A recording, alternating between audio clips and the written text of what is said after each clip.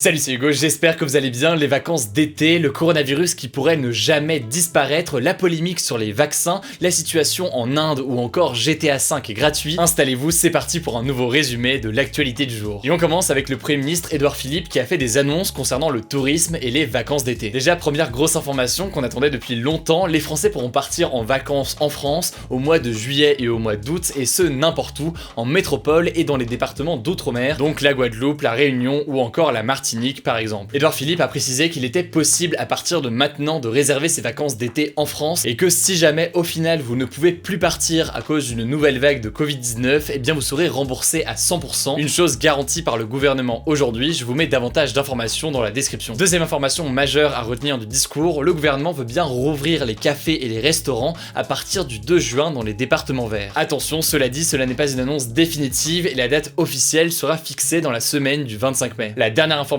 à retenir concerne un peu plus l'économie. Concrètement, le Premier ministre a annoncé un soutien de l'État de 18 milliards d'euros au total pour le secteur du tourisme. Je vous passe les détails précis de cette aide, mais je vous mets un lien directement en description si ça vous intéresse. Autre information en France, et contrairement à ce qui avait été annoncé initialement par le gouvernement, le ministère de l'Intérieur a confirmé que les rassemblements de plus de 10 personnes étaient finalement autorisés dans les lieux privés, autrement dit chez vous ou chez vos proches, et ce depuis le 11 mai. Autrement dit, vous avez le droit de faire une soirée chez vous ou alors un grand dîner en famille, même si évidemment, logiquement, il est recommandé de respecter les gestes barrières. Attention, cela dit, les rassemblements de plus de 10 personnes dans les lieux publics, donc dans la rue, dans les parcs, etc., restent interdits jusqu'à nouvel ordre. On continue avec un autre sujet. L'OMS, l'Organisation mondiale de la santé, a déclaré aujourd'hui que le coronavirus pourrait, je cite, ne jamais disparaître. Selon l'organisation, toujours très critiquée par ailleurs par les États-Unis pour sa gestion de la crise, le virus pourrait devenir endémique, c'est-à-dire qu'il pourrait rester continuellement dans certaines régions, comme le paludisme dans plusieurs pays d'Afrique ou encore l'hépatite A en Thaïlande. En fait, comme c'est la première fois que l'humanité affronte ce virus, il est très difficile de savoir quand il sera possible de le vaincre, toujours d'après l'OMS. D'ailleurs, la question de la disponibilité d'un vaccin divise aussi, puisque aucune date ne peut être définie pour le moment. Par exemple, Donald Trump parle d'un vaccin contre le Covid-19 disponible d'ici à la fin de l'année, alors qu'Édouard Philippe parle plutôt de mi-2021. Et justement, au cœur de ce sujet, il y a une polémique qui concerne le laboratoire français Sanofi. Aujourd'hui, le directeur général du groupe, Paul Hudson, a annoncé que les Américains obtiendraient en premier un éventuel vaccin trouvé par Sanofi. En fait, les États-Unis auraient le droit d'être servis avant les autres pays car ils ont eu un accord avec le laboratoire pharmaceutique et ont investi pour acheter des matières premières, des seringues ou encore des flacons. Sauf que cette annonce, vous vous en doutez, a fait réagir la France. La membre du gouvernement et secrétaire d'État à l'économie Agnès Pannier-Runacher a jugé ce matin inacceptable que le groupe pharmaceutique français Sanofi serve en priorité les États-Unis. Face à la polémique, le président de Sanofi France, Olivier Bogillot, a tenté de rassurer tout le monde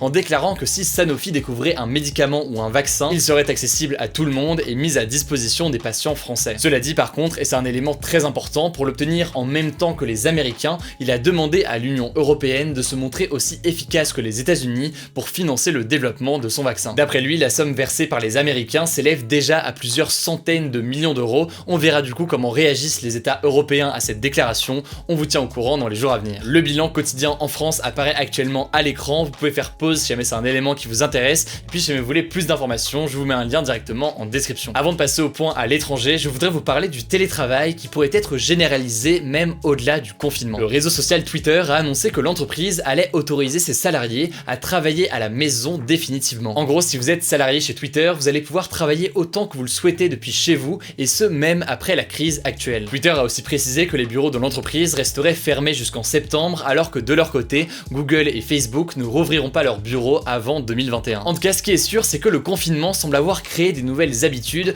puisque selon une enquête de l'institut de sondage appelé CSA, 73% des Français qui travaillent à domicile aujourd'hui souhaitent continuer après la crise. Comme chaque jour, vous le savez, on fait un point à l'étranger, et aujourd'hui je voulais parler en détail de la situation en Inde qui devient de plus en plus préoccupante. À cause de l'épidémie de Covid-19, le gouvernement indien a ordonné un confinement dès le 24 mars, et grâce à ce confinement, l'Inde a enregistré seulement 78 000 cas et près de 2500 décès. Ça paraît beaucoup, mais c'est peu par rapport à d'autres pays et par rapport à la population indienne d'1,3 milliard d'habitants. Le truc, c'est que le confinement a stoppé l'économie et a bouleversé l'approvisionnement de nourriture, ce qui veut dire que beaucoup d'Indiens n'arrivent plus à manger à leur faim. Du coup, suite à ces problèmes de famine devenant grandissants, le gouvernement a décidé de lancer un déconfinement à partir du 4 mai. Mais ce qui s'est passé, c'est que plusieurs États indiens ont décidé d'autoriser les entreprises à ne pas respecter le droit du travail travail pour, je cite, relever l'économie. Pour rappel, d'une certaine façon, comme c'est le cas aux États-Unis, l'Inde est une république fédérale avec 29 États, donc chaque État a aussi ses propres lois. Du coup, dans certains États, des lois qui concernent la sécurité, la santé, les conditions de travail ou encore la reconnaissance des syndicats